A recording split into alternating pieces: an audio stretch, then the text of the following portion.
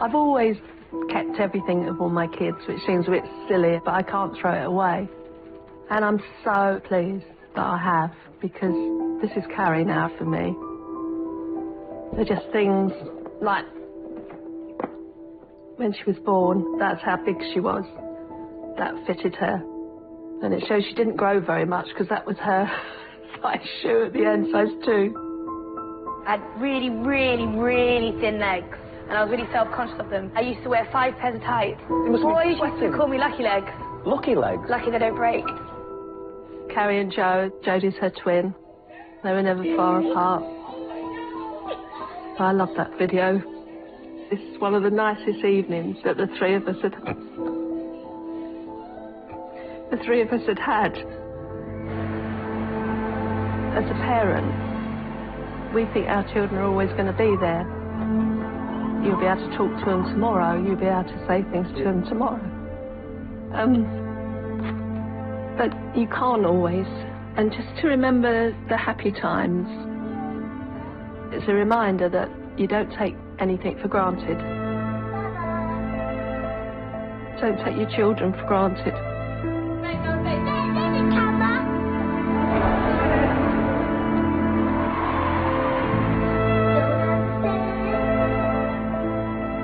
You know, I knew enough about Caroline that I should have seen this coming.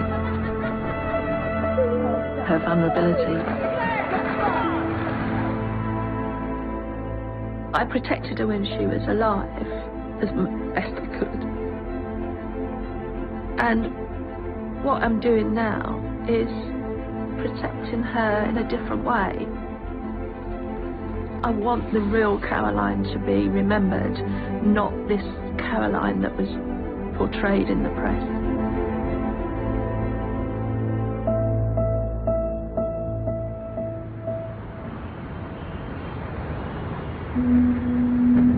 Love Island presenter Caroline Flack has appeared in court and pleaded not guilty to assaulting her boyfriend. The presenter was released on conditional bail before her trial on March the 4th. After the court, the press were relentless. We were being followed everywhere. At one point, I got out of the car to try and stop the Pat following us, and a Pat basically just ran me. Like, he just carried on driving, and I was like pushing his car. From that moment, it felt like she was on the run. After the hearing, I couldn't communicate with Caroline. She was on social media, looking at what the public was saying.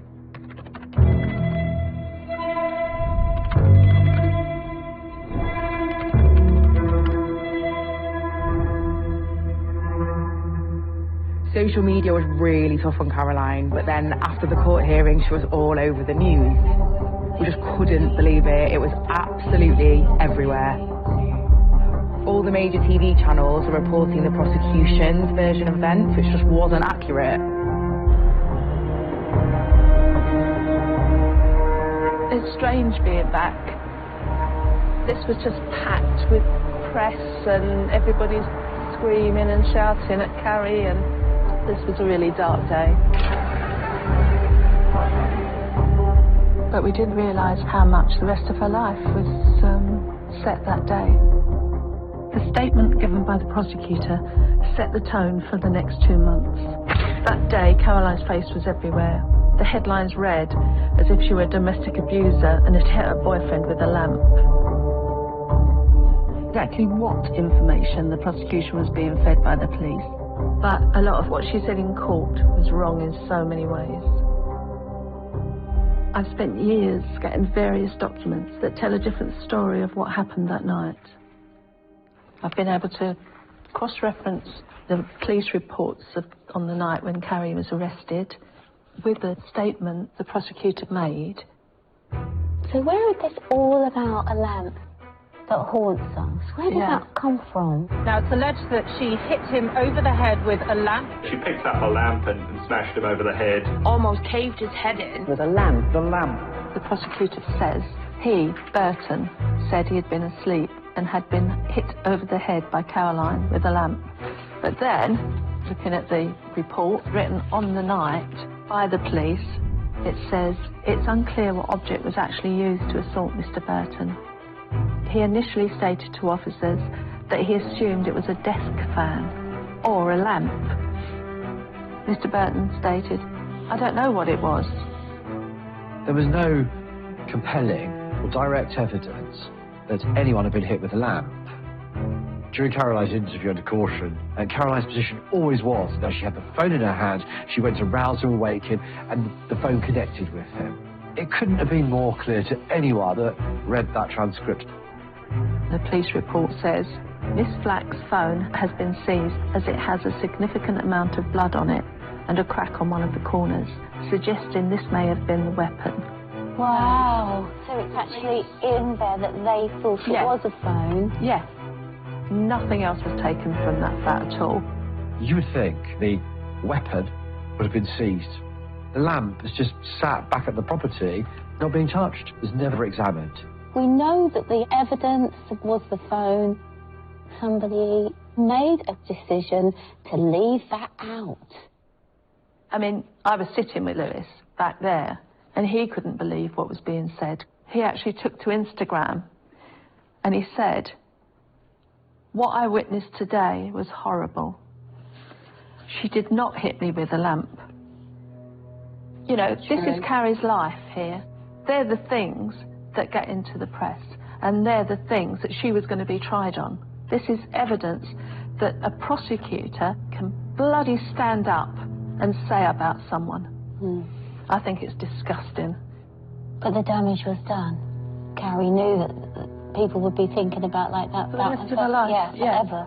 Yeah, she couldn't lose that. No, she'd never lose that tag. She hasn't lost it, even though she's dead.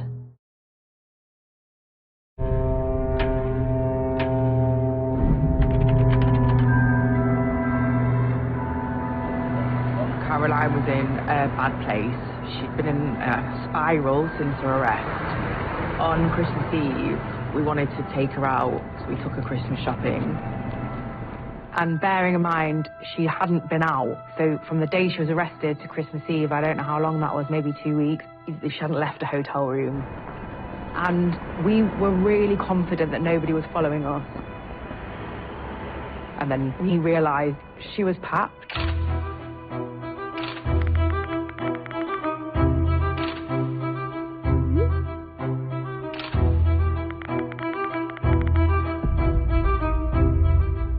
And they wrote in the papers how she was beaming and joking.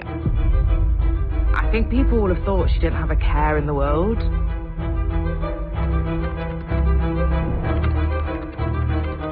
What nobody knows when they see these pictures in isolation is that she had been on suicide watch for 2 weeks, and we were trying to give her something normal to do. She wasn't laughing it off. If I'd seen her laugh or smile in that 2 weeks, I was like, thank God, maybe she won't die today. Maybe we can leave her for half an hour. Maybe there is a way out of this.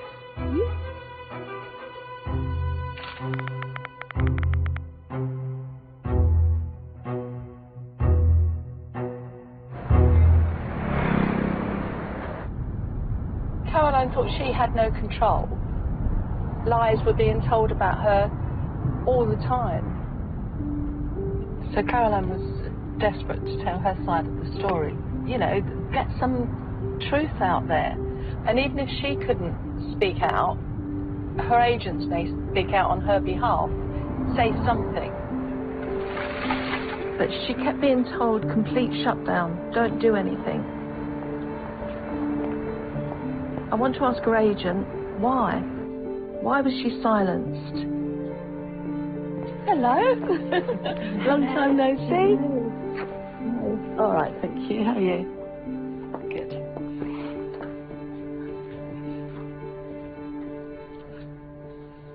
Right.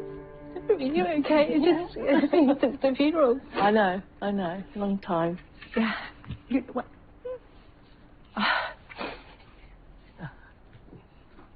During the whole time Carrie was going through this, she was advised to stay silent. I know that Carrie thought a lot of you and you were close. How did you manage that?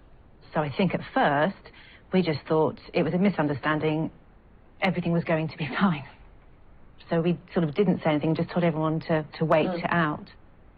Later on, when it was coming to the press or comments, everything we checked with our lawyers, because if she'd said something, those words could have been catastrophic in court, can now be regurgitated in the press over and over again. So, yes, she wanted to have her voice, but it was silence is safest, really. I understand that. If she could have, you know, gone against the story, it would have gone some way to making it better for her. We knew what the truth was. You knew, but the newspapers, you can tell them till you're blue in the face. At this point, Caroline was worth more to them in print to be the villain than the hero that she was 6 months ago when she was hosting Love Island. You were no longer really managing the newspapers as such. It's uncontrollable at times. Yeah. You're dancing with the devil. Before she was arrested, Caroline was very good, actually. She knew acutely what the right response was a lot of the time. They were going to print a story about one of her boyfriends. It wasn't a very nice story. Caroline contacted the journalist directly and said, can we give them a nice story, an exclusive, so they make another story go away? But isn't that awful? Isn't that an awful way to have to live, to have to do that, to give information about something so that the bad information won't come out? Yeah, you know, we saw the tide turn on her. We just became completely powerless.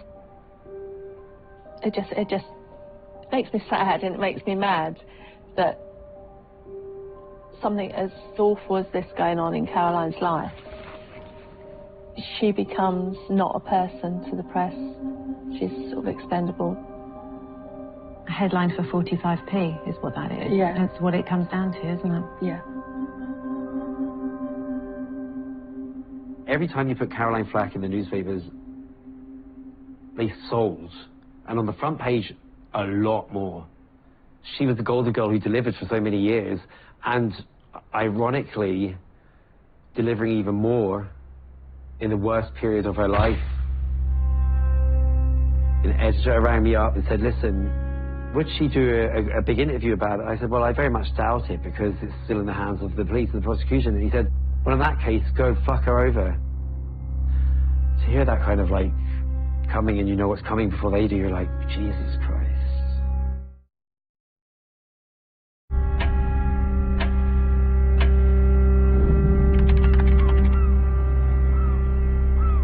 Over that Christmas, Carrie seemed to be coking. And then on January the 1st, this was the headlines. Flack's bedroom bloodbath. And it was a complete and utter shock.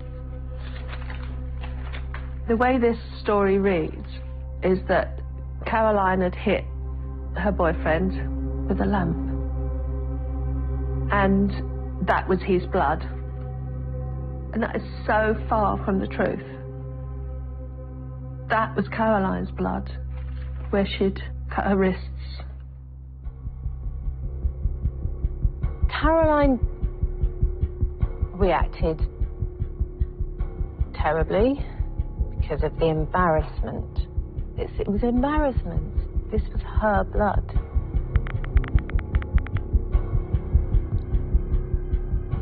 Obviously, we wondered who took that picture and who gave it to the Sun.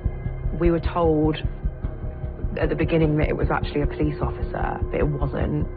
Lewis admitted that he took that photo and sent it to one of his friends. And then one of his friends sold the picture without any information, without any backup, to the Sun newspaper. Once this came out, I don't think anyone thought of anything else then, that she was guilty.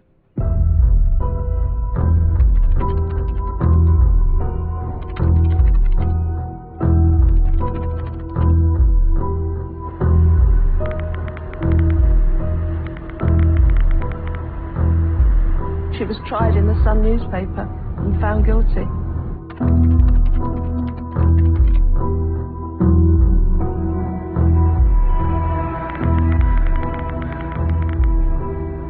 Until something's written about your own family or friends, you don't realise how bad the press are.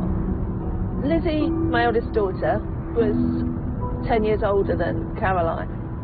She was very protective, and she always took to heart what was written in the press, and it's always affected her. All right, come. Oh, I love this being you. Because I'm not hearing Carrie's story because she's locked herself away out of shame, the only side I had was in the press. And my instant reaction was, if she did that, then she needs to be punished. I haven't got any facts because I'm not there. All I'm hearing is this. It affected the way I thought about my sister, the way that she felt that she could come to me for support. And she never could even just say, I didn't do it. She didn't even feel that I would believe her. Because you think, but it's in black and white, so people are going to listen much more to that than what I say. And that's to a sister. And that's what these lies do, how deep they go and how deeply they affect relationships. I let her down by not being there, by not finding out how she felt more. And I can never change anything. Every single person that was there that let that go to print should be ashamed of themselves, because as far as I'm concerned, that is one of the main reasons why she isn't here today.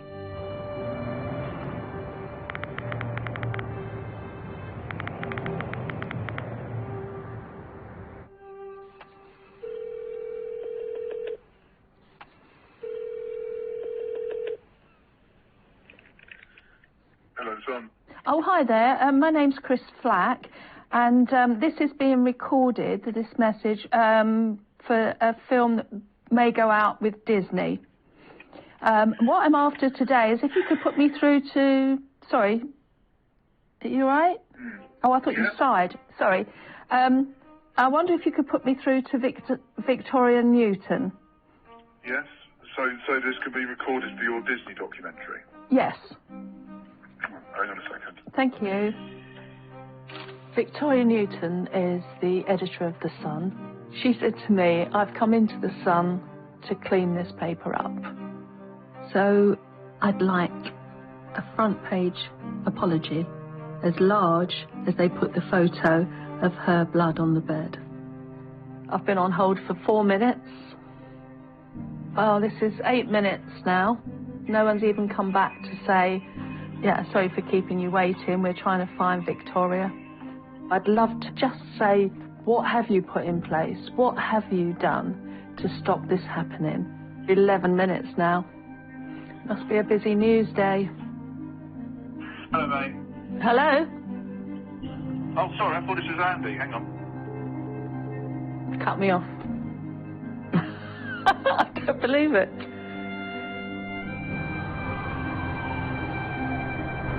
The way the press covered this story was one of the worst things at the time. I want to speak to a journalist to find out how something so misleading can appear on the front page of a national newspaper. So, Paul, part of this process, I've contacted 30 journalists, but not one of them will talk to me. Why do you think that is? I think it's a mixture of shame, fear. I think they've probably been ordered not to. Really? By their editors. So what I want to know is who would be responsible for the picture of Carrie's blood going in the Sun newspaper? I've been in newsrooms and they've rang up and said, how much will you give me for this picture or this story? So in my experience, the news editor will say how much you want. He will then go into the editor. and his senior journalist. So that's already gone up to a very senior level. Usually it comes in your conference, because you have conference every morning, and that's what your front page is going to be. Yeah, that's what I thought. From experience, that would have gone through 3 lawyers. It would go through lawyers. It would go through 3 lawyers, the editor, the news editor, conference, where you have plenty of very intelligent journalists who are very able to speak for themselves in all newspapers, debating whether or not they should use it. In my experience, that decision would have been backed and probably salivated on all day as soon as they got that picture by everybody in that newsroom. It was gory, it was macabre, it was sinister. You know, she was deranged. She wasn't, right? But they don't think that way. They think this is such a compelling, is the way they see that, and graphic, gory demise. If they'd gone through all those checks with their lawyers, they didn't confirm with anybody that it was her boyfriend's blood, which it was portrayed as. Her agent didn't get called, you nobody didn't get called. got a call, no. Quite often, when a story is so good, if there's any chance at all you could say something that could even have brought that story down 10%, less drama and less, you know, shock factor, and you've got just enough that it can be true, in my opinion, they'd be like, don't call, because that would get in the way of the story. I can't even get this, I can't even, it's even worse than I thought. How do you look at that? You're a journalist. Yeah. So where does the journalism come in, and the interest of Caroline or the readers? What does the truth matter? It does to some journalists, and it should do to every journalist, but in my experience, it's really just about who's got the best front page the next day. So do you think there was ever a discussion what effect it would have on her? In my view, being honest with you,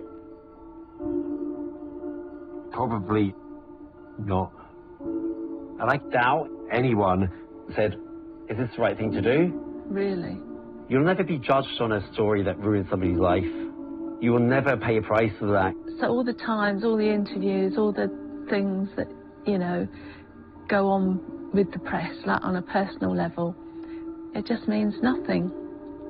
It was like she was betrayed on every part. Why take the photo? Why sell it? Why print it?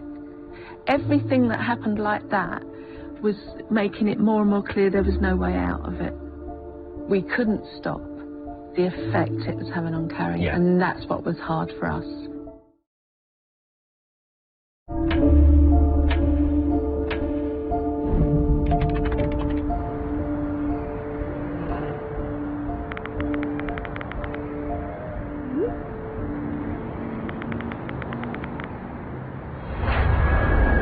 We're back and we're bigger than ever. Say hello to Laura Whitmore. Love Island was a massive thing for Caroline. Hello, Islanders. Laura taking over brought up every single insecurity. We weren't allowed to watch it, then she wanted to watch it, so we'd sit and watch it together. This is incredible, look at this. Look at the view. And then every day she'd ask me for the numbers, how many viewers. Shall we have a little chat? Shall we?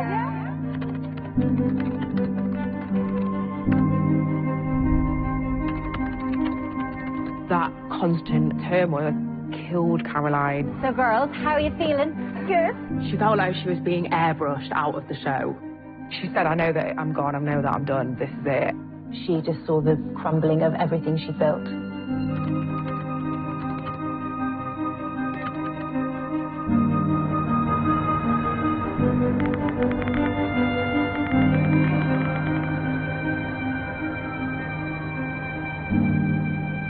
She couldn't go back to her house. You know, the place that she'd lived and bought with her own money. There were people kind of camped outside. So we decided that she needed to move.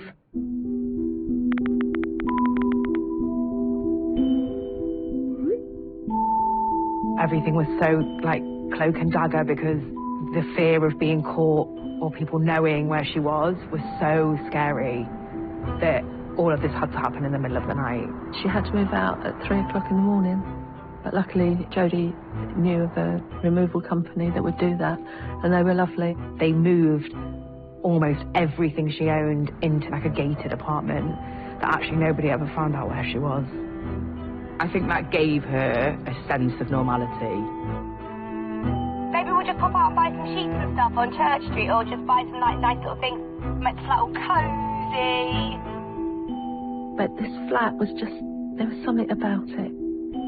It was number 13, and opposite her was this park, where it's just sort of a cemetery. And one of the headstones was Caroline Flack. Things like that would play on Carrie's mind. She phoned me and said about it. And I said, oh, Carrie, don't be, don't. There's nothing like that. But it was strange.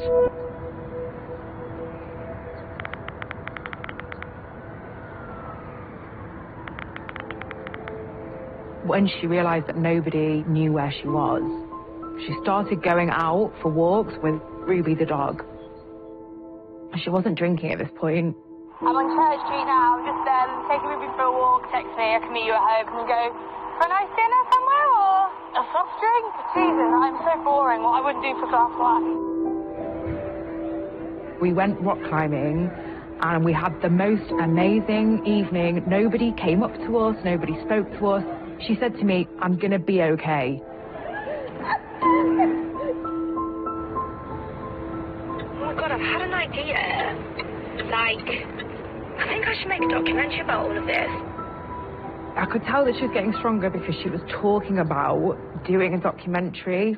She was saying, I just really want to get out, what's happened on my side of everything. And so it felt like she was turning a corner.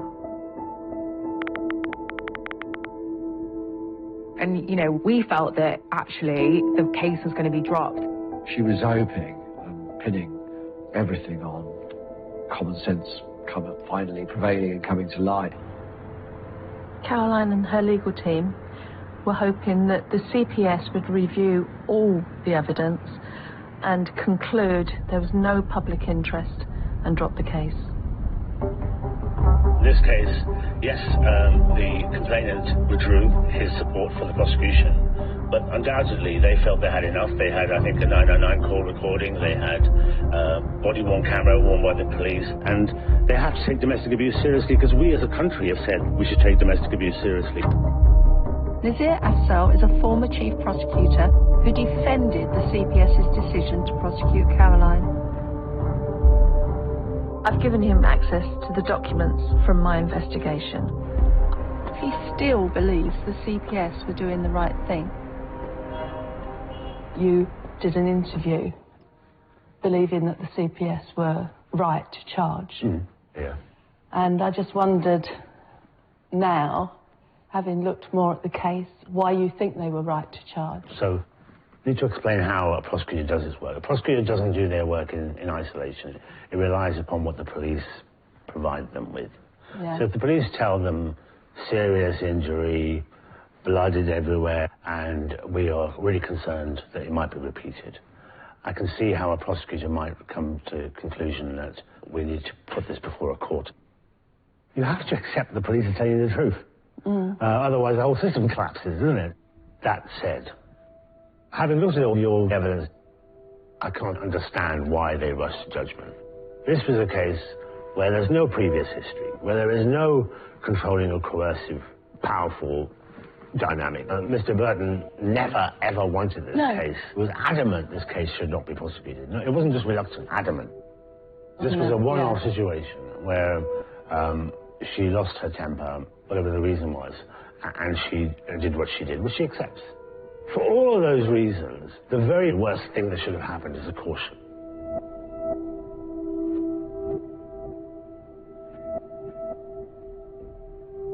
Yeah. It's difficult. After, hearing you say that, in one way it's like... Vindication? It is. It's vindication for all the work I've done. Yeah. But it actually makes it a lot harder. I totally understand it. I have prosecuted thousands of these cases. Knowing what I know now, None of it makes sense, Christine. No. Absolutely none of it makes sense. You know, almost immediately, in the cold light of day, prosecutors looking at this case would have formed the view this case is going nowhere.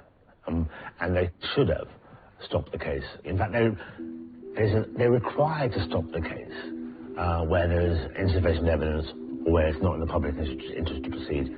And I can't think of any reason to proceed other than being scared of what the media were going to say about them. But, you know, it's not about you losing faith. This is about justice. My take on it is that Caroline would still be with us if certain decisions weren't taken back in that month or two.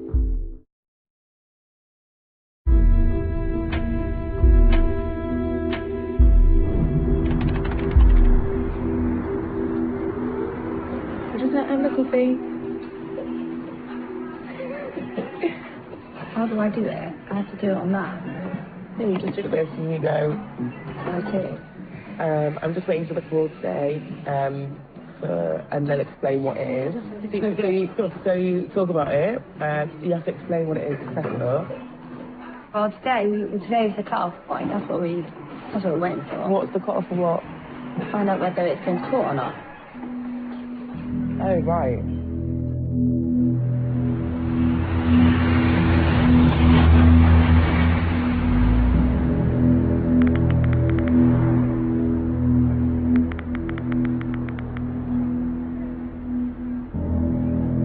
It was such a shock that they didn't just drop the case. This case was prosecuted because, in my view, it would have been more difficult to stop the snowball rolling than it would be to just let it continue. Saving face, I think, adequately describes the stance that I think was taken. Because she had pleaded not guilty, it meant she would face trial. And the police footage that was filmed that night would be played in court as evidence.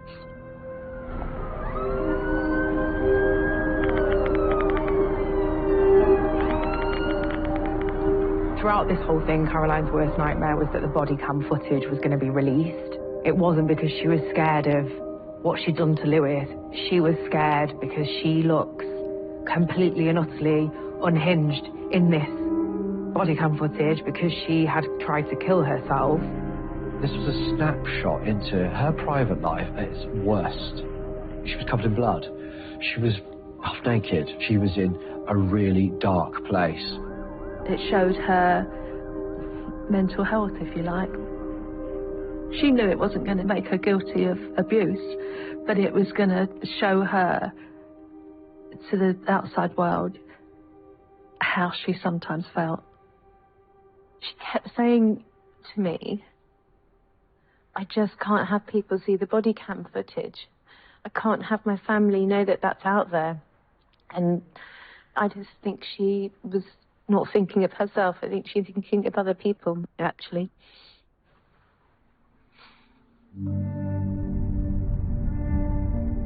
On BBC Sound. Valentine's Day, happy Valentine's Day to everyone out there, whether you're attached or single or whatever.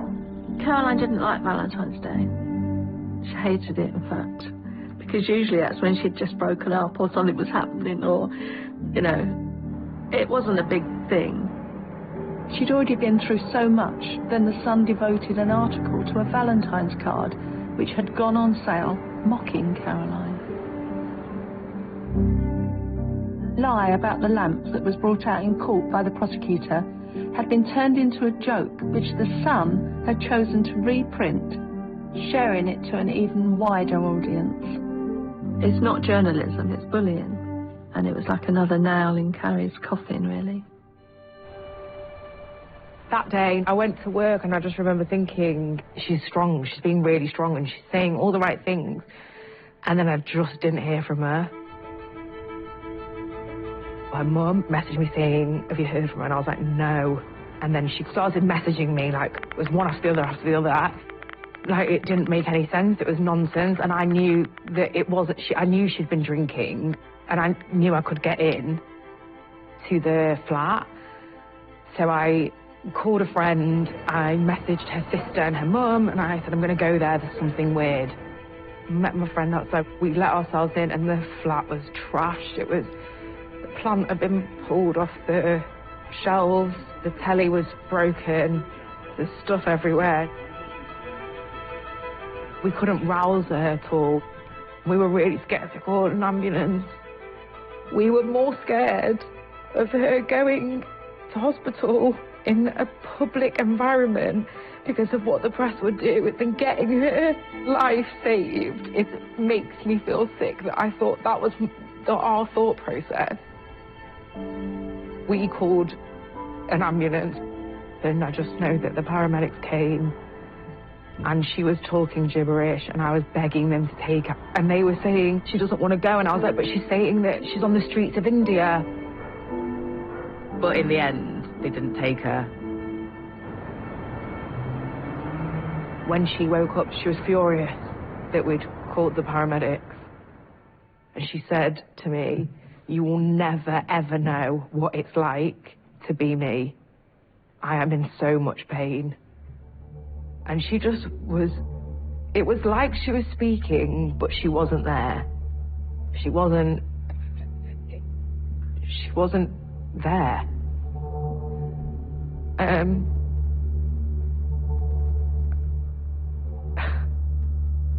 On the morning, they were there, her friends were there, but Carrie had said, oh, you can leave. And she said, Jodie will be here soon. We left at about 10.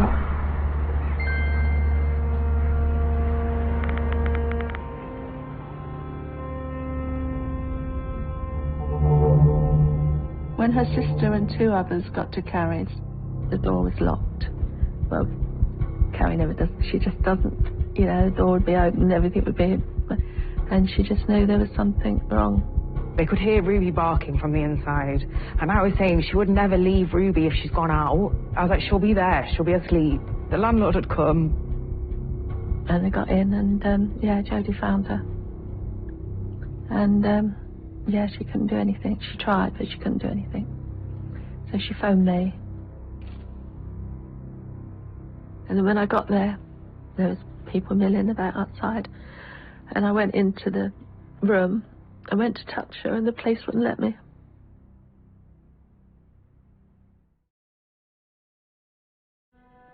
I got there and she was dead. Everybody was quiet. It was really quiet. Ruby was just walking around in the flat. I didn't understand, what was going on. Somebody called me, and I answered the phone. He said, hi, my name's da-da-da, I'm the head of something at BBC. Is it true that Caroline Flack's dead? And I just couldn't, I threw my phone. I remember being like, oh my God, I couldn't believe that I was standing with her body and that somebody was calling me to fact check that she was dead. Good evening, welcome to BBC News. Caroline Flack, the former ITV Love Island host, has been found dead in her London flat. A lawyer for her family confirmed she had taken her own life. This is very shocking news, of course. There have been lots of questions this evening about what has happened here.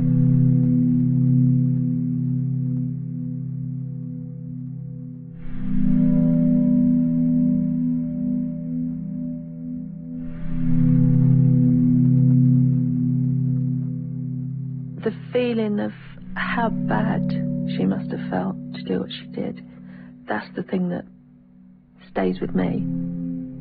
She was just in a place where she saw no way out, and that must be awful. She couldn't see that it would have all been fine. They would have got through this. And I just can't imagine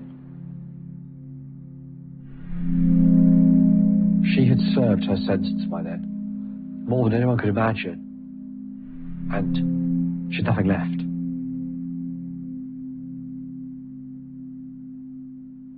It's so weird that she's not here, and it doesn't feel real, and it's never felt real.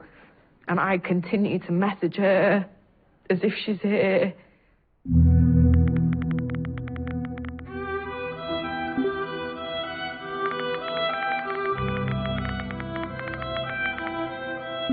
Anyone who knew Caroline knew she was vivacious, loving, and had a passion for life. There was an outpouring of emotion on social media. Lewis Burton shared a photo of them together on Instagram with a message that said, "My heart is broken. We had something so special. I am so lost for words. I'm in so much pain."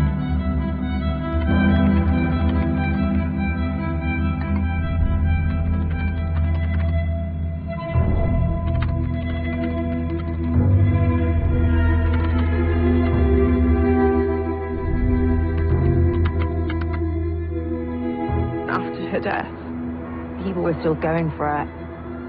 It was disgusting. It's all the same lies being spread about her. I do remember moments after she had died, I got a phone call from an editor saying, "Shut down, don't talk about it, don't mention anything about Caroline's death. Any articles you've written, any articles we've written, it's complete shutdown." The only other time that I've ever been ordered by anyone in a position of power and influence in a newspaper to not talk about anything was when the Mirror phone hacking was exposed, and we were told, don't speak a word to anyone, don't answer any questions. You're talking about what probably the biggest court trial in British press history, with the royal and Caroline Flack's death.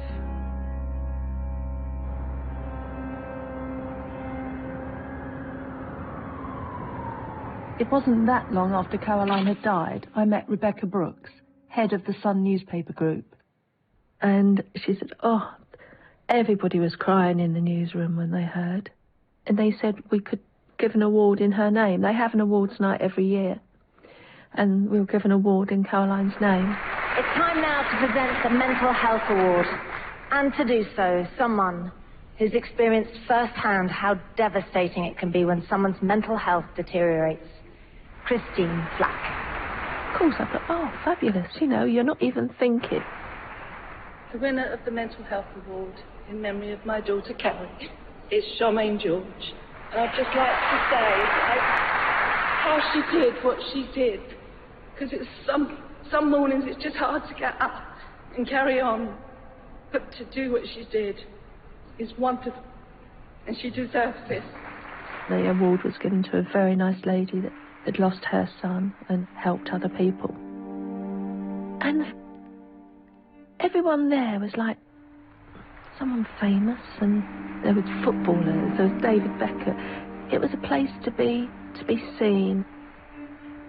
And I think, what am I doing with that? I'm not the celebrity. It's Caroline, and they took that from her. I felt really guilty that I'd gone along with it. And you think, oh, why did I get involved? But sometimes you have to get involved to get that realisation that you're being played. That's what it felt like they were doing. In my opinion, they're doing it so that you don't complain. They're doing it just so it looked like they had my blessing. I don't believe it's because they're sorry, but it's how can we make this problem go away? To paparazzi and tabloids looking for a cheap sell, to trolls hiding behind a keyboard. Enough. Your words affect people. It was the media amplifying what social media was doing. It was both strands. I don't think they understand the impact that it has on somebody's mental health. You have to stand together. Her death cannot be in vain.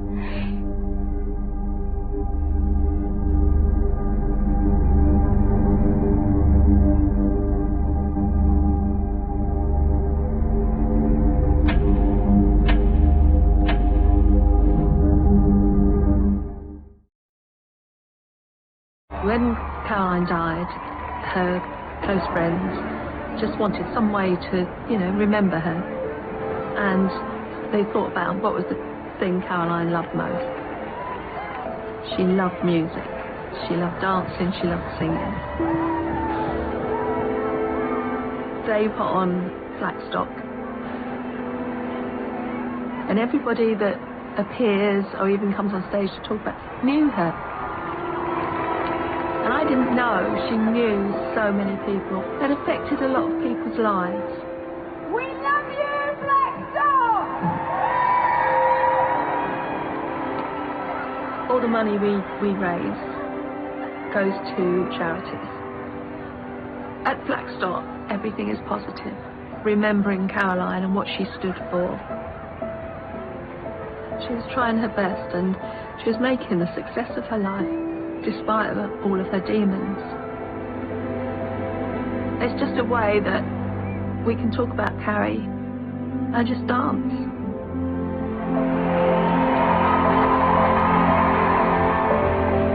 Caroline was the most generous and loving daughter, sister and auntie.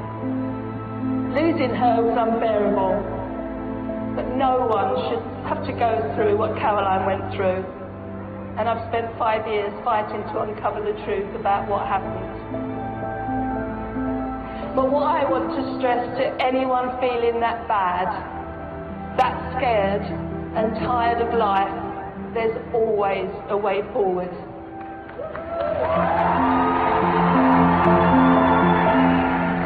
You're not strange if you have depression. You're not strange if you've got mental health problems. You're normal. That's life. And it's just helping deal with that and making you feel okay about it. Because that's, you should just feel okay about it. Perhaps that's a lesson. It's a lesson. And that's the legacy.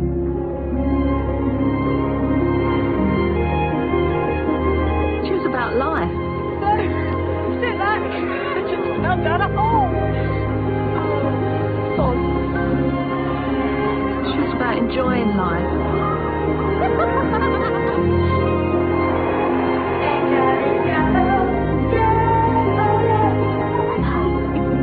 Helping others to enjoy life. We've had a lovely time, We've had a great time, we did. It is corny when we say, oh, be kind. But that's a small phrase, but it means such a lot. And if people lived by that, then the world would be much nicer.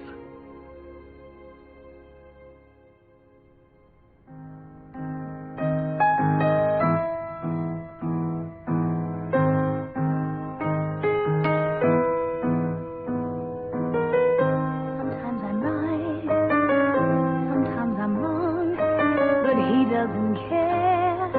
He'll string along. He loves me so, that funny honey of mine.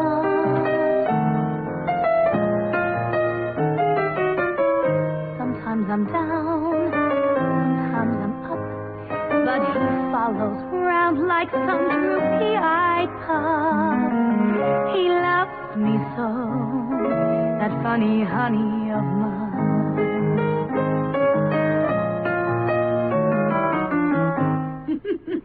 Look at the end.